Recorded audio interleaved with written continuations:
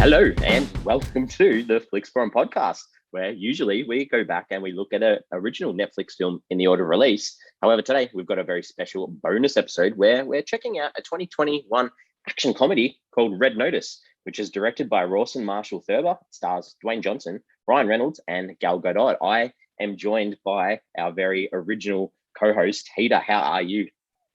Good, mate. How are you? Good. It's good to have you back. It's been such a long time, and I've been looking down or counting down the days till we could have a chat together, because I'm very excited to hear your thoughts on this one. It's good to be back on, mate. Good. Well, we start off with our fast flick. So we do a quick little summary of the film. So what's your quick summary of this one for us? All right. So for Red Notice, whilst on the hunt for Cleopatra's 3 priceless eggs, an FBI profiler teams up with the second most wanted art thief in the world to capture the number 1 most wanted art thief. Nice. Good. I've gone simple. Yours does it nicely. I've just said a cat and mouse game to track down the collectible eggs of Cleopatra. That's good, mate. That explains it very well. Simple, like me. So we do like to have a chat about anything that we could find out about the making of the film or any information about it. Have you got anything you wanted to share? It was more just the stuff I was reading just about the budget. $200 million budget. Huge. Absolutely huge. It's the biggest one that Netflix has had. Yeah, so biggest ever, and I think it was a part of that budget is 20 million for each of the 3 big stars. So each got 20 mil, which is pretty amazing for Netflix. It's a lot of money, because if you look at other films sort of around the same mark of 200 million, you've got like huge blockbusters like Titanic and some Bond films like Quantum of Solace, Toy Story 3, Green Lantern, Black Panther, Eternals, the recent one. So 200 mil is a lot of money. Yeah, absolutely. Yeah. Anything else you thought was interesting?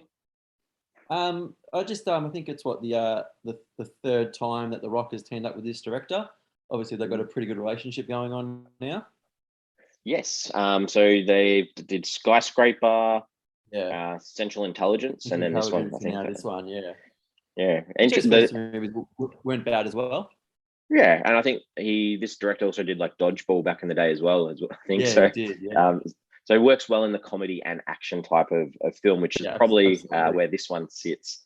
I think it's probably important to mention too that this film wasn't originally going to be on Netflix. There was a big bidding war between studios for it, with Universal sort of taking the rights before Netflix picked it up. And there's a bit of a COVID issue with the production in this one, where they started filming in Jan in 2020 in Atlanta, and then they were meant to go film in Italy. They couldn't because of COVID, and then March 14, 2020, they stopped production altogether before returning back in September 2020 to sort of finish it off. So something that I guess we're going to see a lot with more recent films at this moment anyway, that they've had big issues in getting them made.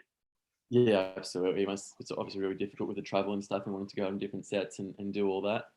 Yeah. I think the other thing too, that there's a bit of commentary about, $200 million, like we mentioned, and some people have made some estimates that for this to be successful, they need about 200 million hours of people watching this. So 83 million individual viewers on Netflix. So I guess the only sort of, Netflix don't give us their actual numbers, but Reynolds and a few of the cast members have sort of put out posts in recent days that, this has been the biggest debut for any Netflix film ever. So hopefully I saw that. That's true. Kind of what the biggest opening day, opening weekend or something. So, I mean, that's pretty good.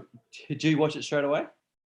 Yeah, I think like in the first 2 days I think it came out Friday on the 12th of November. Yeah, it came out Friday. I think I watched it on the Saturday night, so I jumped on it pretty quick. Yeah, and I think it shot straight to number 1 on the Netflix charts, because obviously people, have probably been looking forward to this one. And it did have a little limited release in cinemas across the world. I know in Australia it's still playing in sort of regional areas. So and I think it's taken about 1.5 million in the cinemas across the world. So a bit of a mixed release for this one. Yeah, exactly. I mean, people are definitely going to be interested. I mean, I know personally for me, I see there's a new Netflix movie out with The Rock and Reynolds. Perfect Saturday night. Done. I'm in. Yeah, exactly. It's a big calling point for those two. I think just a couple of other little things I got on the film that, there's no actual deaths shown on scene, so that's a positive. Yeah. If you don't like violence. I did read that after watching the movie, and I didn't pick it up during the movie. I had to think back and go, oh yeah, okay, fair enough. Yeah, no one actually died. And the whole idea around these fictional eggs that they're trying to, well, they're fictional. Like I thought possibly these might have been a real thing that I just didn't know about. So they did a good job of giving that whole backstory behind these Cleopatra's prized possessions that aren't actually real. Yeah, absolutely. The backstory was really good and really believing. Yeah, and they did use it was like the first sort of film to use this drone flying thing called a first-person view, where through the cities there's a lot of these cool shots, I guess. So a nice little thing there too. Yeah. Last thing I've got here, I often look at the translations across the world, and this one, the funniest title I could find was in Hungary, and in Hungary this is called "Particularly Dangerous Criminals." So that was a bit of a different that's play. Fantastic. That's a great name. Did you see what the critical consensus or what anyone was saying online about this one?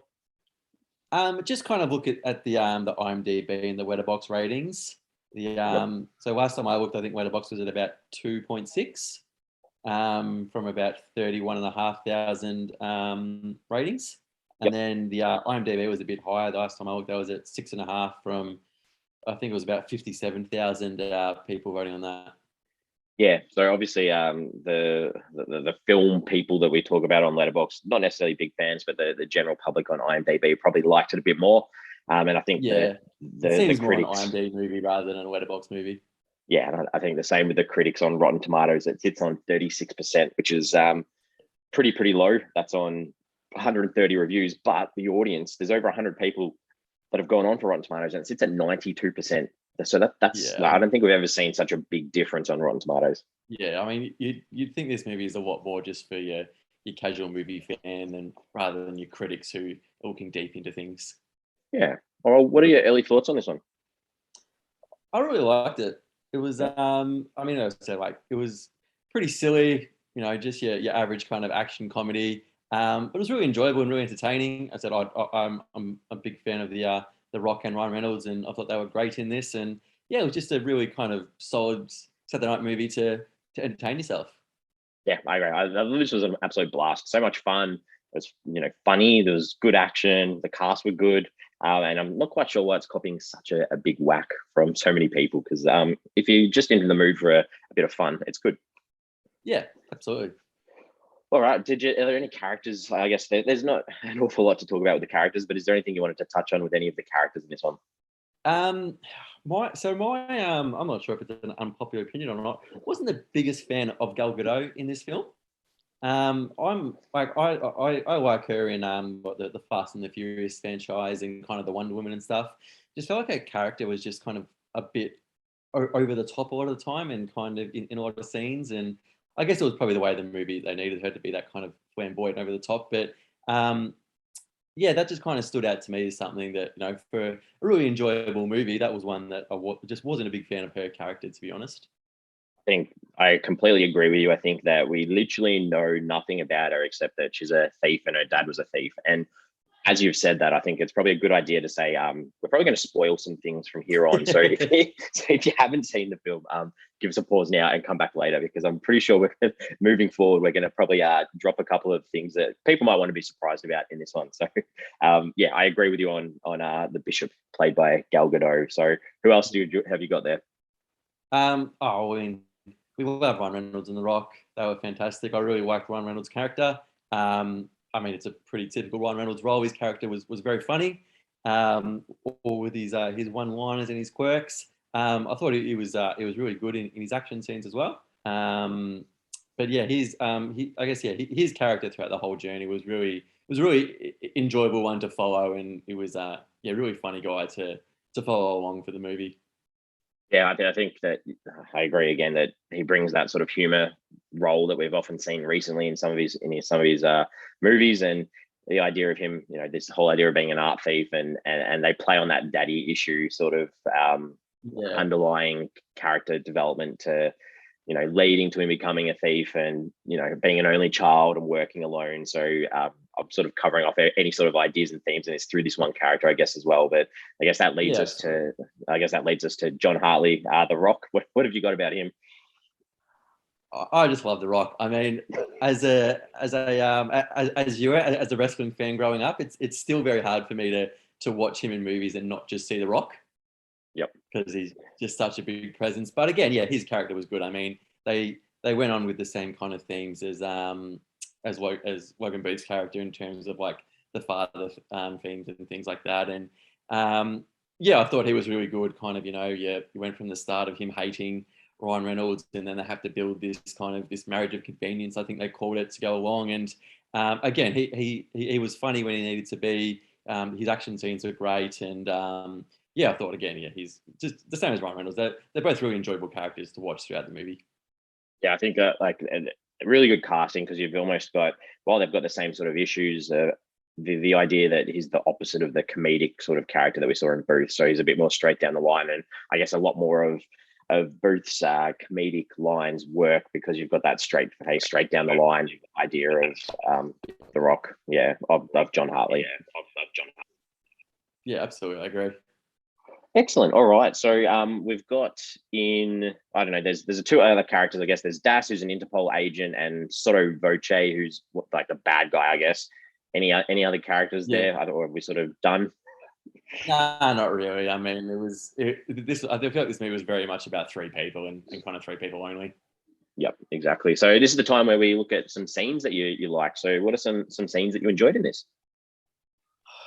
I'll tell you what, most of the movie kind of is in here for like it was just really good. I mean, the opening scene where Ryan Reynolds takes that egg, and him and the rocket kind of chasing through the museum.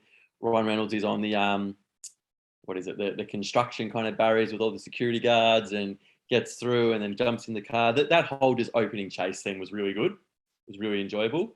Funny when the rock went through the wall. It was good. Yeah, that was funny. Oh, that's fantastic. And then that kind of went into the next scene with the Rock capturing Ryan Reynolds at his was it in Thailand or Bali? I can't remember which one now.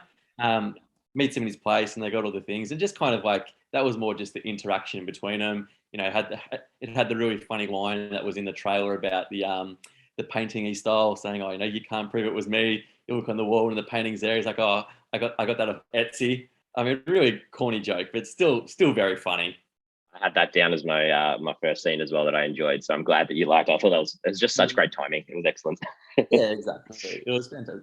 Ryan Reynolds does that kind of humor so well as well. I mean, it's not just in what he says, kind of his facial expression as he kind of turns back, and the face in the way he says it just sounds so innocent. Like, I got that off Etsy.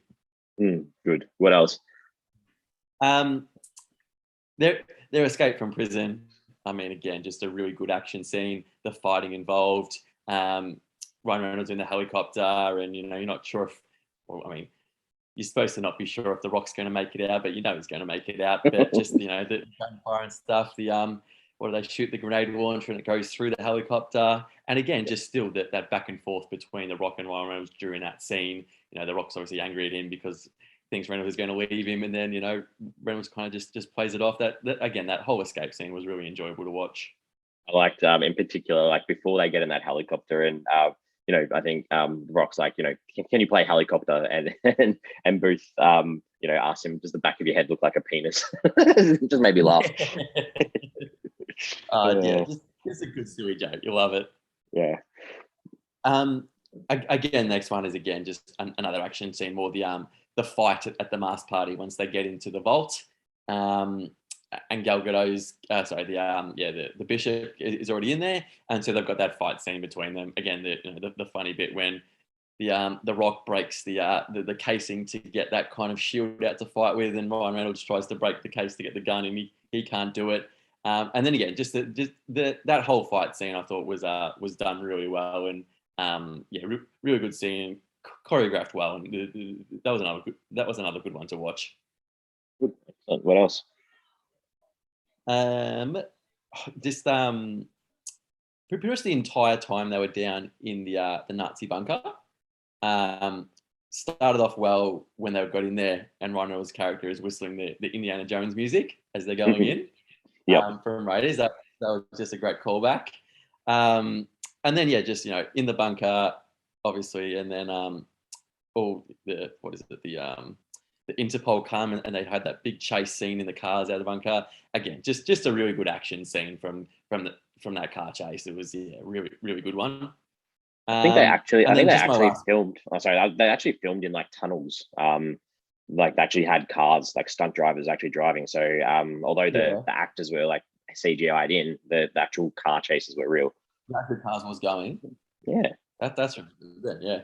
My last one was just at the end, just the cameo from Ed Sheeran at the wedding, and then he tries to start fighting those Interpol guards, and he's pulling them off, going, "Oh, don't you know who I am? I was in Game of Thrones." Just like that little cameo from me was very funny. God. Well, there's a couple in there that I'm probably gonna have on my forgettable list, but that's okay. So I got a couple of others that I enjoyed. I liked Yeah, back when the two of them were in prison.